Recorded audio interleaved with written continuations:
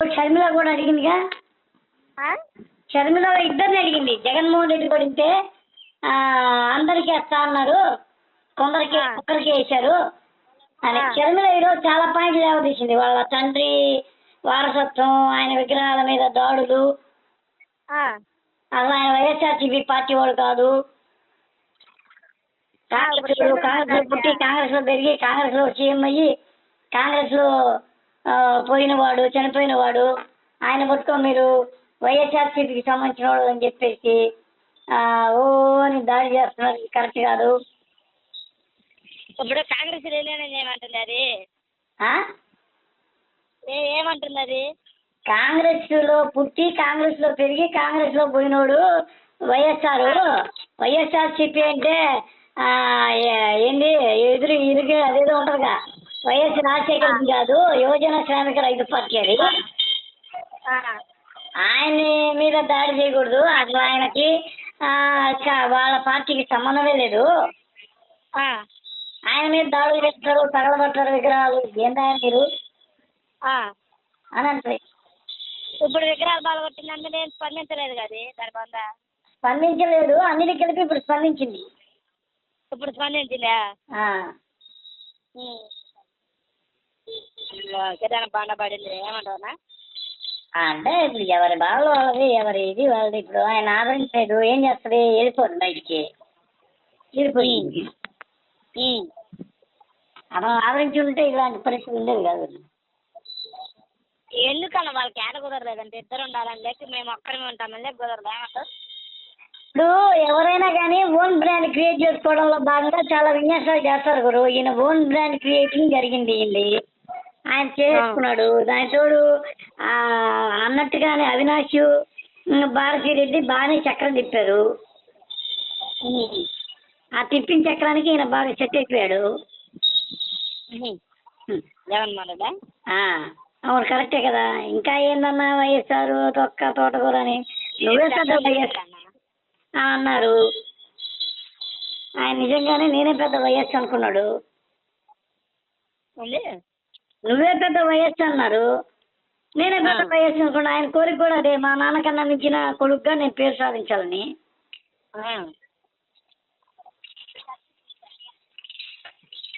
చూద్దాం. Sharmila TDP support చేసిందిగా, అది ఎట్టయిద్ది వారసురాలు? అది ఎట్టయిద్ది అన్న వారసురాలు?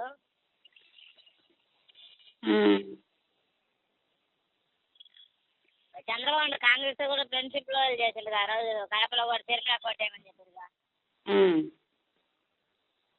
ఇంకేడుంది రాజకీయం? అదే రాజకీయం, అదే అమ్మా రాజకీయం. బీజేపీతో పొత్తు పెట్టుకుంటే మళ్ళీ కడపలో కాంగ్రెస్ తో పొత్తు పెట్టుకుంటే మళ్ళీ జనసేనతో పొత్తు పెట్టుకుంటే ఒక్క వైసీపీతో తప్పితే అన్ని పార్టీలతో పొత్తుండే. అది కూడా అడిగా అంటే ఇవ్వలేదంట. అది కూడా జరిగింది వైసీపీ కానీ మంచి పని వాడు కానీ ఇచ్చింటే అయిపోయి పీకులు లేకుండా వీడు గెలిచేవాడు. హాయిగా ప్రధాన ప్రతిపక్ష ఏది కావాలంటే తీసుకునేవాడు. చంద్రబాబు ఇప్పుడు ఏం లేదబ్బా మిషన్ కాకతీయ, చంద్రబాబు ఎక్కాలి, ఈయన దిగాలి అంతే. అదే జరిగింది. అందరికి ఒక కూటమి కట్టారు, ఒక ఘటన సెట్ అయిపోయింది. ఓ అయ్యమ్మ రైతు భరోసా బల్ల అమ్మ తండ్రికి వందనం ఎంత చూడు, అసలు రైతు బంధులోంచి రిటర్న్ తీసుకుంటున్నారు డబ్బులు, రికవరీ డబ్బు రికవరీ చేస్తున్నాడు ఇక్కడ. డబ్బు రికవరీ చేస్తున్నాడు ఇక్కడ. మంచిగా రికవరీ చేయాలి, ఇంకా బాగుండాలి. జనాలకు కూడా తక్కువే ఉండాలమ్మా రికవరీ. మళ్ళా రికవరీ ఇంతకుముందు రివర్స్ టెండరింగ్ మీద ఒక గొడవ జరగగా ఇప్పుడు ఏది ఈయన ఉండగా ఏది జగన్మోహన్ రెడ్డి, ఇప్పుడు ఇది రివర్స్ రికవరీ గవర్నమెంట్. ఇది మంచి పని, వసూలు చేయాలి జనాలు. జనాలు డబ్బులు తిని బాగా వేస్తారు గవర్నమెంట్ కొత్త వచ్చింది. ఇప్పుడు వసూలు చేస్తే కదా ఇదే ఏపీలో కూడా తీసుకుంటే ఆమె ఇప్పటికే వంత ఏమంటుంది అనిత, అన్ని బిల్డింగ్లు దీనిలో ఉన్నాయి, తాకట్టులో ఉన్నాయి. ఆ బిల్డింగ్ని తాకట్టులో విడిపియాలంటే ఈ డబ్బులు తాకట్టు పెట్టి ఎవరికి ఇచ్చాడు? జనానికే ఇచ్చాడు. ఆ జనాన్ని నుంచి వసూలు చేయాలి ఇప్పుడు. అసలు ఏం తాకట్టు పెట్టినన్నాడు? ఏందబ్బా అనిత మాటకొచ్చే ఒకటే అనిత, తాకట్టు పెట్టారు తాకట్టు పెట్టారు తాకట్టు పెట్టారు, మా డీజీపీ ఆఫీస్ తాకట్టులో ఉంది, హోంమంత్రి ఆఫీస్ తాకట్టులో ఉంది. తాకట్టు పెట్టిండా? అది అదే అదే గోళ రోజంతా. ఇప్పుడు 14 లక్షలు కూడా ఒకటి, 14 లక్షల కోట్లు అప్పంట. నువ్వు స్వామి మానేసిన వాళ్ళు కరెక్ట్ చెప్పేవాడిని కానీ వాళ్ళు సచివాలయం తాకట్టు పెట్టలే, హెచ్డిఎఫ్సి వాళ్ళే డైరెక్ట్గా అనౌన్స్ చేసింది కదా.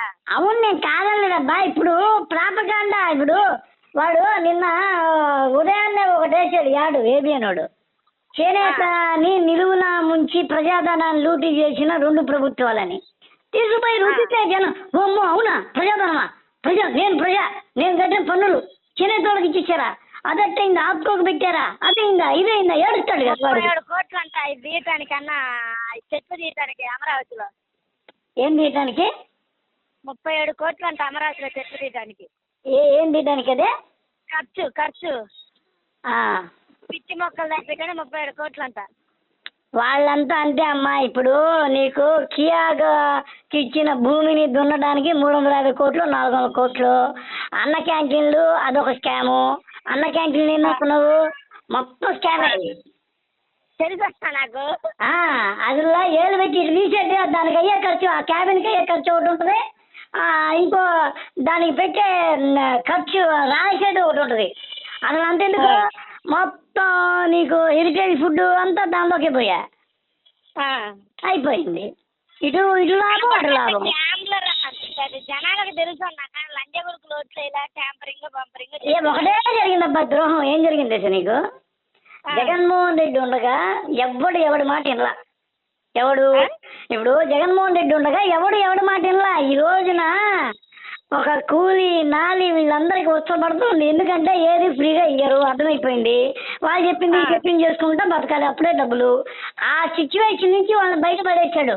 అక్కడ వాళ్ళు ఏమైపోయారు, బిగరీసుకున్నారు. ఈ రోజున నా డ్రైవరు నాకు వినే మాట వేరు, ఇంతకుముందు వాడు చేసిన అకృత్యం వేరు. వాడులా నేను రాను సార్, నాకు అక్కర్లేదు సార్, నాకు హాయిగా ఫీజు రియంబర్స్మెంట్, ఆరోగ్యశ్రీ ఇంకా ఎన్నెన్నో వస్తున్నాయి, డబ్బులు మిగులుతున్నాయి సార్ నాకు అనేవాడు. ఈ రోజున వాడు కొత్త పడుతుంది వాడికి. కాదు ఈ మామూలు మనిషికి వచ్చే పడుతుంది. ఎందుకు పడుతుంది? ఎవరు ఏ రూపాయి ఇయ్యడు ఊరికే, మొత్తం కష్టపడి. అదేదో సినిమాలో అంటాడబ్బా, నా గర్ల్ ఫ్రెండ్కి నేను ఏది గిఫ్ట్ ఇవ్వాలనుకున్నా సార్, నాకు డబ్బులు కావాలి 50,000 అంటాడు. ఏది ఊరికే రాదురా అని చెప్పి వాడికి రిస్క్ పని చెప్తాడు. అది చేసుకుని వచ్చేసరికి వాడి తల ప్రాణం తోవలకు వచ్చి చచ్చిపోతాడా దొరకతాడా డౌట్ వచ్చి తిరిగి ఆ గర్ల్ ఫ్రెండ్ వాడిని కాపాడుతుంది. ఆ సినిమా రూపులపేట అని ఏదో ఉంటుంది సినిమా, దానిలో ఆ డైలాగ్ నాకు భలే నచ్చింది. ఏ డబ్బు ఊరికే రాదు, తలకాయలు మార్చి తిమ్మిని బంధించేసి మసిపూసి మామిడికాయని చేస్తేనే వస్తాయి. అది ఎవడైతే ఆ భయంతో బతుకుతాడో వాడు చెప్పిన మాటని వాడు ఆ డబ్బు వాడేం ఆలోచిస్తుంది సార్, ఒకటే వాడేం చెప్పాడు నేనేం చేయాలి, చేసేస్తే ఆ పని అయిపోతే నాకు వచ్చేస్తాయి అంతే తప్ప అప్పుడు నీకు పని దొరుకుద్ది. ఇప్పుడు జగన్మోహన్ రెడ్డి ఏం చేశాడంటే పని పక్కన పెట్టేసి ఫ్రీగా ఇచ్చాడు కదా నీకు. కేతిరెడ్డి అదే అన్నాడు, ధర్మవరం మాజీ ఎమ్మెల్యే ఏమన్నాడు సార్, తప్పు అసలు డిమాండ్ లేకుండా ఎవరికి సప్లై చేయకూడదు.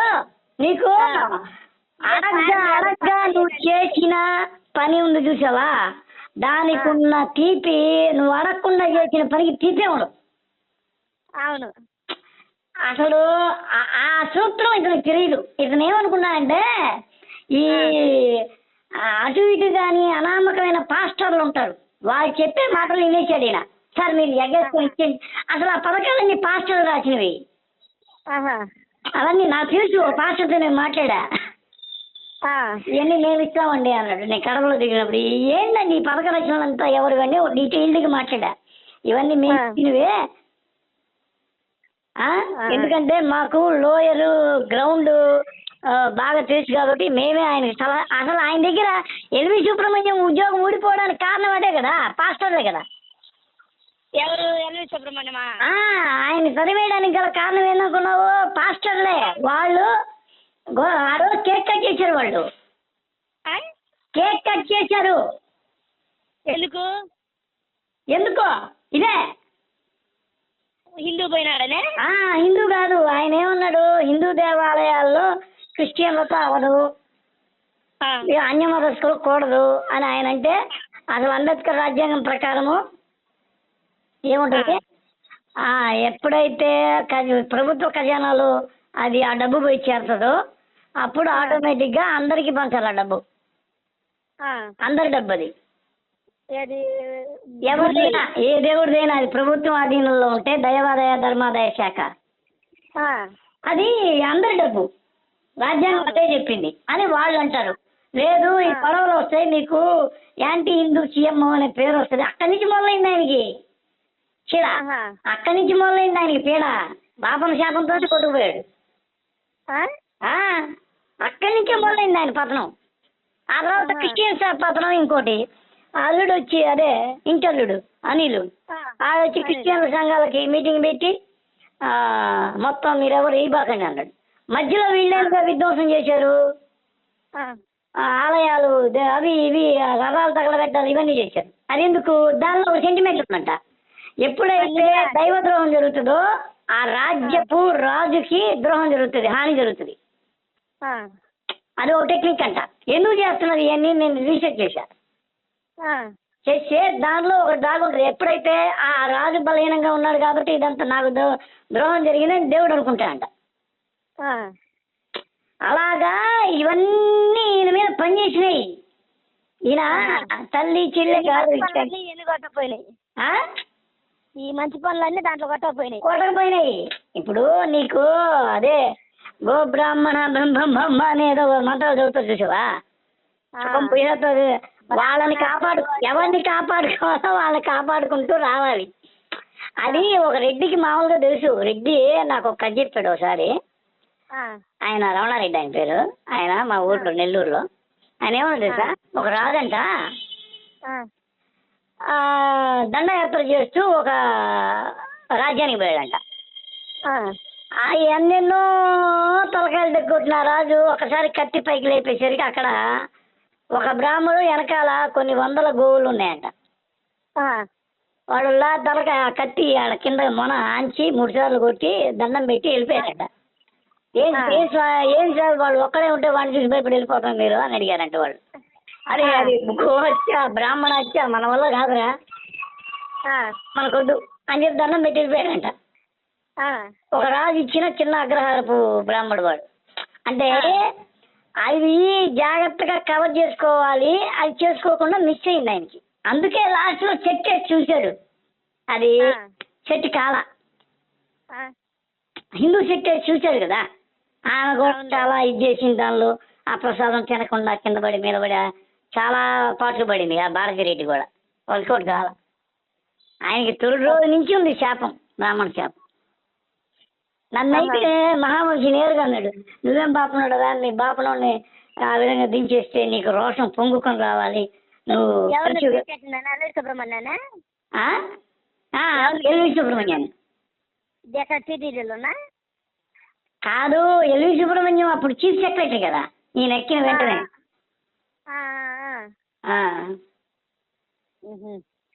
అంతేనా? ఇంకోటి ఆమె అసలు మరీ ఎలా ఉన్నట్టుకుంది భారతి, హిందూ సాంప్రదాయం అసలు గౌరవించేటట్లేదు. అంటే వీళ్ళిద్దరితో ప్రాబ్లం ఏంటంటే ఇప్పుడు ఆమె హిందూ సాంప్రదాయాలు పాటిస్తే ఆ క్రిస్టియన్ ఓట్లు పోతాయని ఏడుపు. ఇదంతా ఇప్పుడు హిందూ సంప్రదాయం పాటించాలంటే గగ్గోలు పెట్టేసి గందరగోళం చేస్తారు జనం. హిందూ తప్పేముందన్నా, ఈయన చేసేటప్పటికి అన్ని ఈయన బొట్టు పెట్టుకొని అసలు దీర్ఘాలు కింద మీద పడ్డాడు.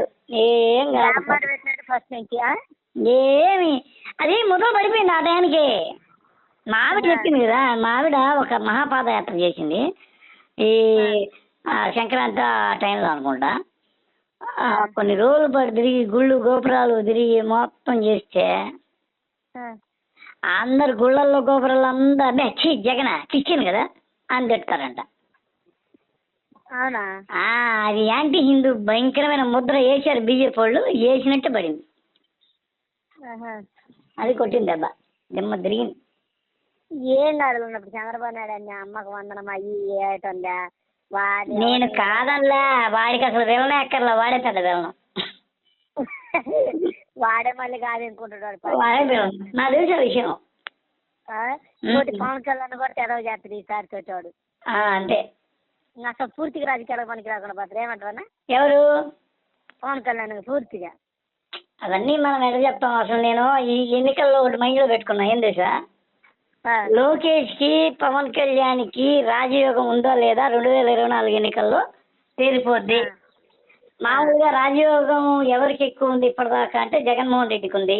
జగన్ కన్నా మించిన రాజయోగం వీళ్ళకు ఉంటేనే వీళ్ళ పార్టీ గెలుస్తారు, లేకపోతే భూస్థాపితం అయిపోతారు. ఇక్కడతో ఇంకా కనిపించదు వీళ్ళు అని నేను అనుకున్నా మైండ్లో.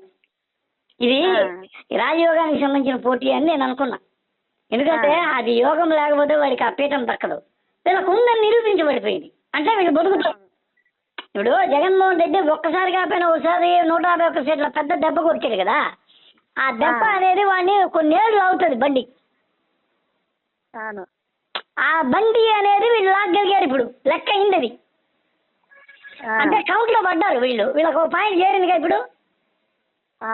కాబట్టి వాళ్ళు ఏమరపాటుగా ఉండి ఆగేముందులే, నువ్వు గేటు దాకరా, బొంగు దాకరా, గాడిద లాగా వచ్చావు, ఇప్పుడు ఇది దున్నపోతాయండి పిచ్చిముండ. అట్లా అనకూడదు. అంత తేలిగ్గా తీసేయకూడదు ప్రత్యర్థిని. చాలా వ్యూహంలో ఉంచాలా. వ్యూహంలో ఉంచి ఏది పడితే అది అనకూడదు, ఎట పడితే ఓవర్గా ట్రీట్ చేయకూడదు. పవన్ ని తీసేది కూడా కాపుల మీద బలంగా పనిచేసింది భయంకరంగా. అది మూసుకొని కూర్చోవాలి. ఇప్పుడు మనకి డైలాగ్ లేదు వద్దు అనుకొని కూర్చోవాలి. కమ్మోళ్ళు అన్నట్లు వేసారు కానీ కాపులు అసలు వీళ్ళు అన్నట్లు. కమ్మోళ్ళు వేసారు ఓట్లు మళ్ళీ. అది ఆయనకి తెలియలే. ఆయన వెనక రాజకీయ దూరం లేరబ్బా. ఆయనకి రాజకీయ పాఠాలు నేర్పించేవాళ్ళు లేరు. ఎంత విరవేస్తుంది. అరే నాతో డైరెక్ట్ గా అన్నాడు అబ్బా ఒకడు, కేశినేని నాని సిబ్బంది, సార్ మేము ఈ విధంగా ఇట్లా చేస్తాము అంటే స్ట్రాటజీలు ఇస్తాము అంటే మీరేమి ఇచ్చేదే, మేము 2 సార్లు ఇచ్చాం, మేమే మీకు నేర్పిస్తాం, మేమే బయటికి పోయి స్ట్రాటజీ చేస్తాం అన్నాడు. ఈసారి 3సారి అవలేలుగా గెలిచేస్తాడు చూడు అన్నాడు. అరే నాయన, టీడీపీ మీద ఉండి ఆ డయాస్ మీద నుంచి నువ్వు ఆ ఓటు బ్యాంకు పొందడం వేరు. నీకేదో తెచ్చి 1-2 ఓటు బ్యాంకు నీకు వేస్తుంటది. ఏది ఈ కమ్మ ప్రాంతంలో నువ్వు వైసీపీ ఉండి నువ్వు గెలవడం వేరు. ఏం మాట్లాడుతున్నావురా నాయన నువ్వు అన్న. వాడు ఈరోజు నా ఫోన్ లేపలేడు. కారణం ఏంటి సార్? వాళ్ళ అంచనాలు తప్పినాయి. అంటే ఆ నిర్లక్ష్యమే పనికాదు. ఇక్కడ ప్రతిదీ కౌంట్. అది కార్పొరేట్ స్టైల్ అన్న అచ్చగొద్దది పెట్టారు కానీ వాళ్ళు వేస్ట్ క్యాండిడేట్లు కాదు. ఎవరు? ఇది కేశినేని నాని వాళ్ళు ఏంటి సార్, వాళ్ళ కూతురు అయితే ఆమె అయితే నాయన ఒక మినీ జైలు అనుకుంటుంది. నాకే తెలుసు, మాకే తెలుసు, మేమే తోపులం. భయంకరమైన ఓవర్ కాన్ఫిడెన్స్. గెలిచారు ఉంటది అలానే. ఇప్పుడు నేను నాకు 25 ఏళ్ళు 30 ఏళ్ళు సీనియారిటీ ఉంటుంది అబ్బా. నువ్వు చెప్పేదాన్ని దేని వినాలో దేని వినకూడదో నాకు తెలిసి ఉండాలిగా. నా సీనియారిటీ అంటే నేను పైపెచ్చు, నీ మాట ఏది దేన్ని పట్టుకోవాలని నాకు తెలిసి ఉండాలి. అదే సీనియారిటీ. నీ మాటను కొట్టేవాళ్ళు పడేయకూడదు అన్న. ఇప్పుడు జగన్ కూడా ఓడిపోబట్టే కదా మైనస్ చేసేదానికి. జగన్ ఓవర్ కాన్ఫిడెన్స్ తో కొన్ని డైలాగులు కొట్టడము ఎవడిచ్చాడు కానీ వై నాట్ 175 ఆ నినాదం తప్పు. నా వెంట్రుక పీకలేరు, స్లీవ్స్, సిద్ధం అని పెద్ద సభ, కళ, ఆ తర్వాత దానికి కార్పొరేట్ లుక్. అసలు అట్టుంటే సుఖంగా ఉన్న పాలకుడు నాకు ఇష్టపడ్డు. అష్ట కష్టాలు పడ్డోడే నాకు ఇష్టపడతాడు. ఎందుకంటే సామాన్యుడు అనేవాడు అష్ట కష్టాలు పడుతూ ఉంటాడు. వాడి మైండ్ సెట్. వాడు వాళ్ళలోనే దగ్గర చూసుకుంటాడు. పెద్ద 30 కోట్ల బస్సు బలిచి కొట్టుకోవటం, వాటిని పెట్టకపోయినా నయం. జనం తండోపతండాలుగా వచ్చినట్టు షో చూపించడం, బిల్డప్ ఇవ్వడం, అదంతా ఆరిపోయే దీపానికి వెలుగు ఎక్కువ అన్నట్టయింది. అసత్యంగా చాకచక్యంగా చేయలా. నేర్చుకోవాలి. ఇప్పుడు కొత్త రాజకీయం నేర్చుకుంటేనే. పాత చింతకాయ అయిపోయింది. ఇప్పుడు ఆయన అప్డేట్ గా ఉండేది మొన్నటి వరకు, ఇప్పుడు అయిపోయింది.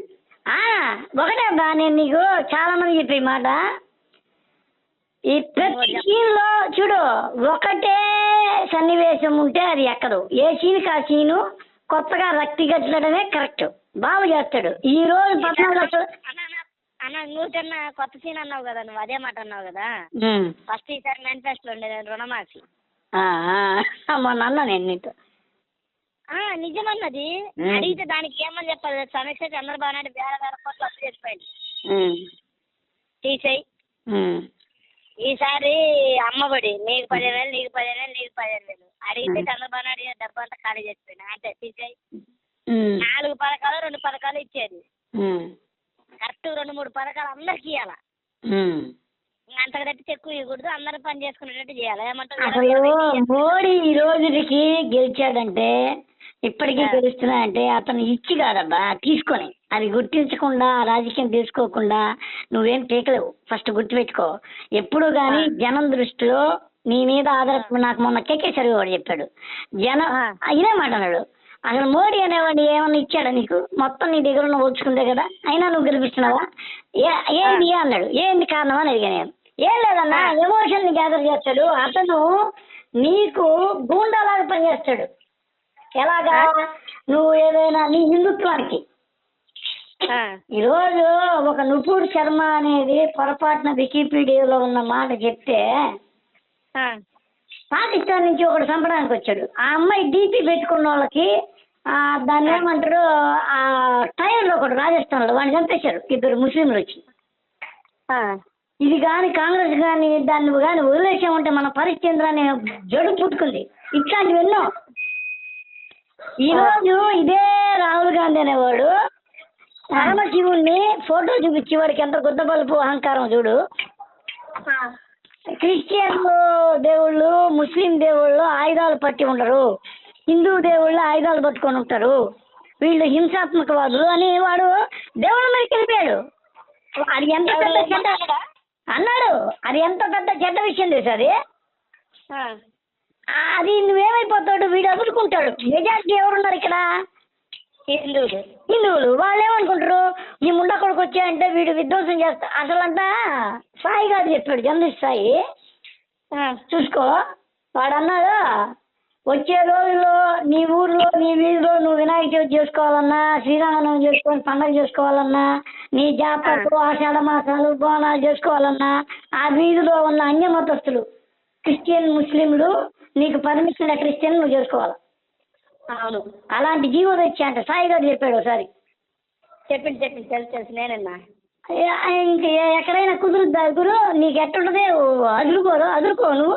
నా ఇంట్లో, నా నట్టింట్లో, నా ఊర్లో, నా వీధిలో, నా వాడలో నేనేలాగా బతకపోతే నాకెందుకు ఇది అంతా? నాకెందుకు ఈ తొక్కలో రాజకీయం? ఆ ఎమోషన్ని గ్యాదర్ చేయడం అనేది దానిలో సక్సెస్ అయ్యాడు. ఈ రోజు నువ్వు ఒకడికి రక్షణగా ఉండాలి అంతే తప్ప వాడికి నీ దగ్గర ఉన్నదంతా దోచిపెట్టేయకూడదు. మళ్ళీ నువ్వేం చేసావు? నీ చెల్లికి ఏది ఇవ్వవు, నీ తల్లికి ఏది ఇవ్వవు. దాంతోనే గొడవ మొదలైన బయట ప్రచారం వచ్చింది ఆస్తులు గొడవని. మరి నువ్వు నీ సొమ్ముని నీ సొత్తు నువ్వు జాగ్రత్త చేసుకున్నప్పుడు ఇది మా అందరిది కదా. ఆ సొత్తు నువ్వు ఎట్టా విచ్చలవిడిగా ఇచ్చేస్తావు? నిజంగా అరువులో ఉన్న వాళ్ళు ఉంటారు అబ్బా, ప్రాణిస్గా చెప్తున్నా. ఒక తల్లి ఒక చెల్లి చాలా ఇబ్బందులు పడే ఉంటారు. వాళ్ళని ఒరిజినల్గా గుర్తించి ఇస్తే ఎవరికి బాధలేదు. ఇప్పటికి కూడా పింఛన్లు తీసుకుంటున్న అవ్వాతాతల్లో 10% కన్నా నిజమైన అవసరం ఉన్నోళ్ళు లేరంట. 10% అవసరమా? చూసావా? అంటే ఏంది, 65 లక్షల మందిలో, దేశంలో అత్యధికంగా ఇచ్చిన 65 లక్షల మందిలో ఆ జబ్బు ఈ జబ్బు అని దొంగ సర్టిఫికేట్లు పెట్టుకున్న వాళ్ళు కూడా ఉన్నారంట. ఏందన్నా? ఆ జబ్బు ఈ జబ్బు మాకుందని దొంగ సర్టిఫికేట్లు పెట్టుకొని ఇప్పటికీ తీసుకున్న వాళ్ళు ఉన్నారంట. వీళ్ళందరినీ చూసి అసలైతే ఒక ఆమె అనింది, ఎవరికి కావాలి డబ్బు? ఏమమ్మా డబ్బులు బాగానే వస్తున్నాయా, పింఛన్ బాగా వస్తుందా, అన్నీ బాగా వస్తున్నాయా, రేషన్ సరుకులు బాగా వస్తున్నాయా, అవి వస్తున్నాయి ఇవి వస్తున్నాయి. ఒక వైసీపీ లీడర్ అడిగితే నా కంటి ముందు జరిగింది సన్నివేశం. ఎవరికి కావాలి నువ్వు ఇచ్చేదంతా? పోస్ట్ ఆఫీస్ వేస్తున్నా, నువ్వే తీసుకో కావాలంటే, నాకొద్దు ఆయన. కర్ణుడి సాగుకున్న కారణాలు అట్టా అంటే ఒకటేమ్మా, నువ్వేం చేయాలంటే ఒక ఎమోషన్ డ్రా చేసి ఎమోషన్కి నువ్వు బాడీ గార్డ్